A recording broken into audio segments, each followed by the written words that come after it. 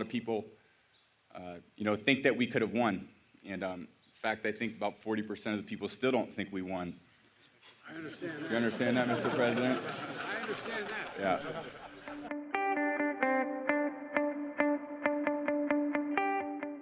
This Buccaneer team is a testament to the fact that it's never too late to come together and achieve extraordinary things.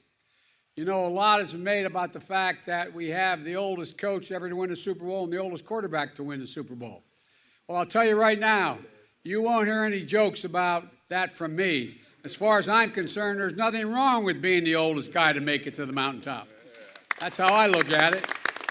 And Tom, looking at you, got about 20 more years left. You're just about the best ever to play. We had a game in Chicago where I forgot what down it was.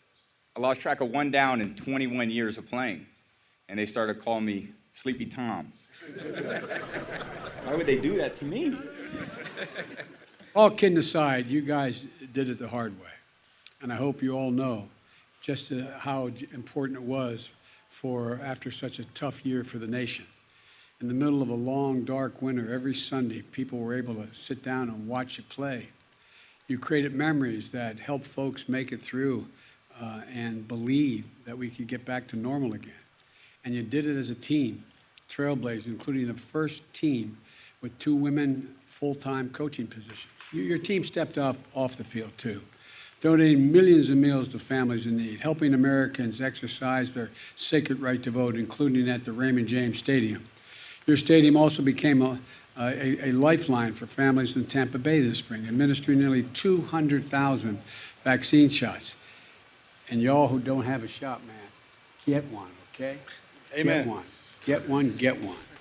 And you're saving lives, helping us get back our lives and our loved ones. And I want to thank the NFL for setting strong vaccination goals so fans can go see a game without becoming a super spreader event. Getting vaccinated is about staying healthy and understanding that no one is invincible, even if you are young and you're fit. It's about looking out for those in the frontline workers out there, like the ones that the team played in front of on Super Bowl Sunday. Those workers remind us of the quintessential lesson about sports and America itself, that no matter how much and how many times we get knocked down, we always get up. Sports has an amazing way of bringing people together. If you look at us, we're all a little bit different ages. I'm a little older than most of them. But we come from a lot of different places across the country, a lot of different schools, a lot of different backgrounds. But we love each other. We're committed to one another. And when you do that, amazing things happen. I want to thank our coaches, our players, our entire organization, men, women, that did such a great job last year of coming together and banding together, not to beat the other team. We had to beat the virus first. And you sacrificed more than any team I've ever been around, players, coaches, your families, to make sure that we had our team on the field every Sunday. We live by 3 words: trust, loyalty, and respect. We don't have any rules. If you have those, you'll have accountability and you'll be able to do anything you want. One team, one cause. I hope the Senate and the House start helping you. One team, one cause.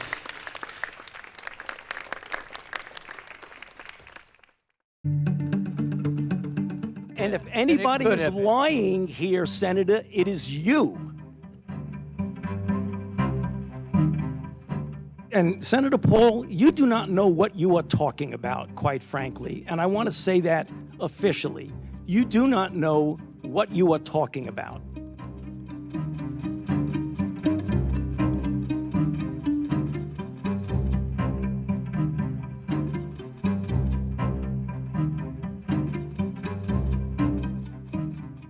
But all the evidence is pointing that it came from the lab, and there will be responsibility for those who funded the lab, including yourself. I totally This committee will allow the witness to respond. I totally resent the lie that you are now propagating, Senator, because if you look at the viruses that were used in the experiments, that were given in the annual reports, that were published in the literature, It is molecularly impossible. No one's saying those viruses caused it. It No is one is alleging that molecularly. those viruses caused the pandemic. What we're alleging is that gain-of-function research was going on in that lab, and NIH funded it. That is you can't not- get away from it. It meets your definition, and you are obfuscating the truth. I'm not Paul, obfuscating the truth. Senator You are the Paul's one. time is expired, but I will allow the witness to. Let me just finish. I want everyone to understand that if you look at those viruses, and that's judged by qualified virologists and evolutionary biologists,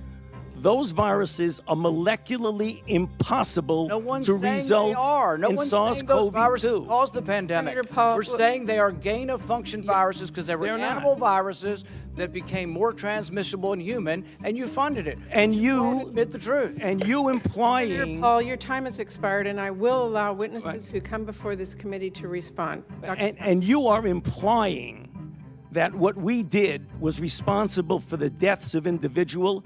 I totally resent that. could have And been. if And it anybody could is have been. lying here, Senator, it is you.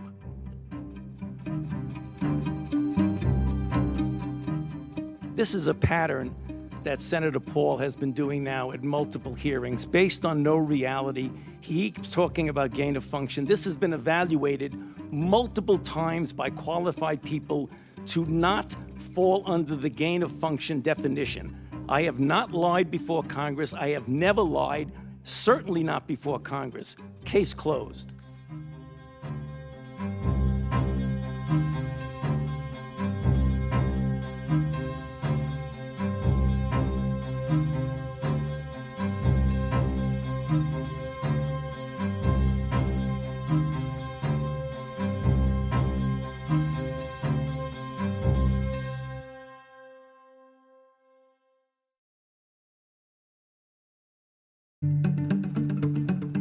You know, today, I'm sure you saw, what happened with the stock market. They said it was because of COVID, but there was lots of talk about inflation. So I want to talk about the fears of inflation.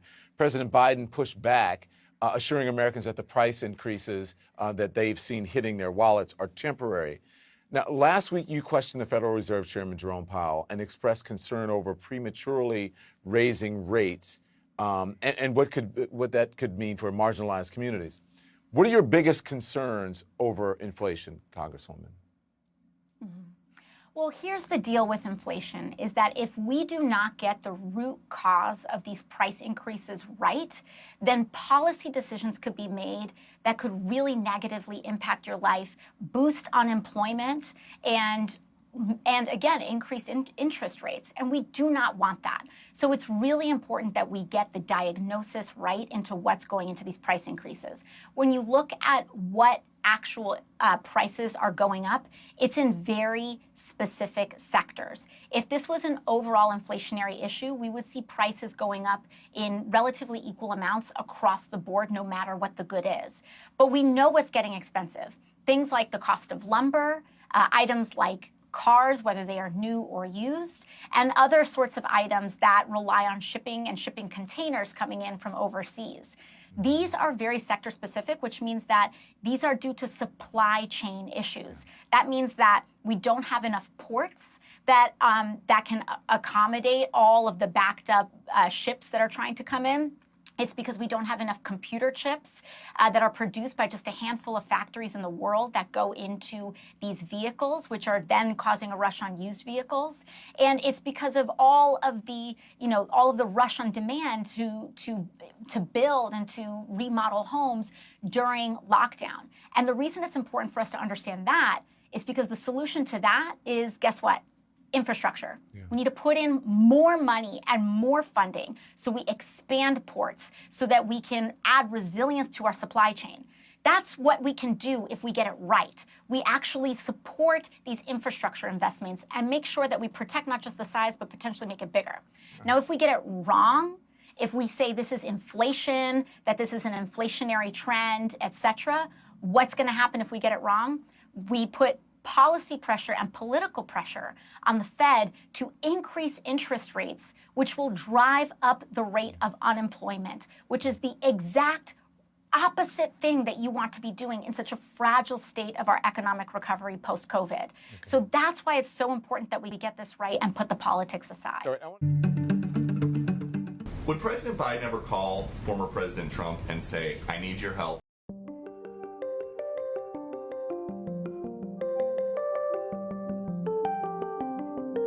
On vaccine hesitancy, as COVID-19 cases rise, if this is becoming a pandemic of the unvaccinated and you guys are having a hard time getting a certain part of the population to go get the shot, would President Biden ever call former President Trump and say, I need your help, let's cut a PSA and tell people to go do it?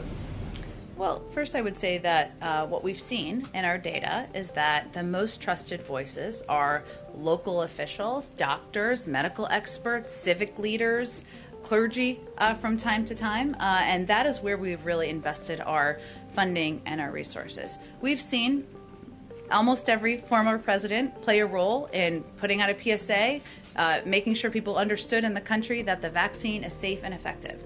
We don't believe that requires an embroidered invitation to be a part of. But certainly any role of anyone who has a platform where they can provide information to the public that the vaccine is safe, it is effective, we don't see this as a political issue, we'd certainly welcome that engagement.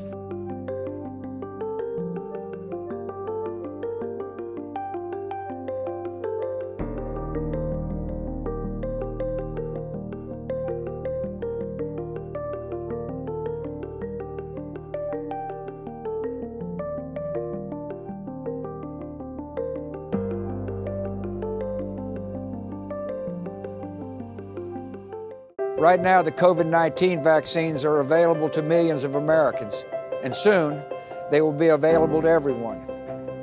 This vaccine means hope. It will protect you and those you love from this dangerous and deadly disease. I want to go back to work and I want to be able to move around. To visit with Michelle's mom, to hug her and see her on her birthday. You know what I'm really looking forward to is going to opening day in Texas Ranger Stadium with a full stadium. We've lost enough people and we've suffered enough damage. In order to get rid of this pandemic, it's important for our fellow citizens to get vaccinated. I'm getting vaccinated because we want this pandemic to end as soon as possible. So we urge you to get vaccinated when it's available to you. So roll up your sleeve and do your part. This is our shot. Now it's up to you.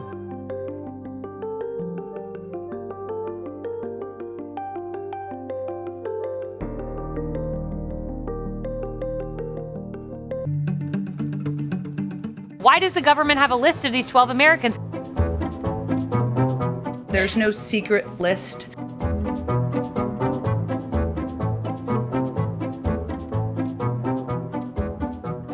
There's about 12 people who are producing 65% of anti-vaccine misinformation on social media platforms. President Biden's trying to control what you're allowed to see on social media. Somewhere at the White House, officials already have a list. Lists in this country. When you said the word list, I got the chills. We have fought wars against men with lists. This is state censorship. If the kiddos out there are wondering how communism starts, bingo, here it is. This is very classically fascism. How does the government and Facebook, the Facebook gods, determine what misinformation is? You can't use, well, we want to save your life, therefore we are now going to spy on you. And we saw this happen once before with the Red Scare in the 50s. There were lists, you couldn't work. If anybody could put you on a list, the government was going to decide. It does not end well, Harris. And we are the generation that will stop it from happening again. We keep hearing about these 12 Americans who give misinformation. Well, why does the government have a list of these 12 Americans?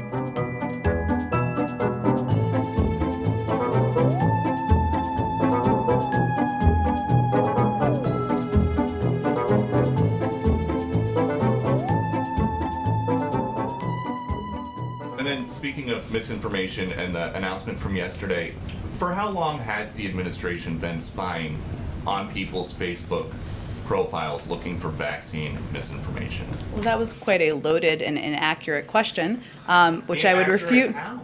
Well, Peter, first of all, as you know, we're in a regular touch with a range of media outlets. And we expect the White House to watch let me you finish. watch, but As we people post are on Facebook. as we are in regular touch with social media platforms.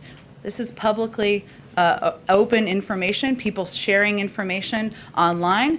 just as you are all reporting information on your news stations. But, okay, so these 12 people who you have on a list, 12 individuals, do they know that somebody at the Surgeon General's office is going through their profile? I'm happy to get you the citation of where that comes from. There's no secret list. I will tell you that these are people who are sharing information on public platforms on Facebook, information that is traveling, is inaccurate. Our biggest concern here, and I frankly think it should be your biggest concern, is the number of people who are dying around the country because they're getting misinformation that is leading them to not take a vaccine. Young people, old people, kids, children, this is all being, a lot of them are being impacted by misinformation. The big concern, though, I think, for a lot of people on Facebook is that now this is Big Brother watching you. They're more concerned about that than people dying.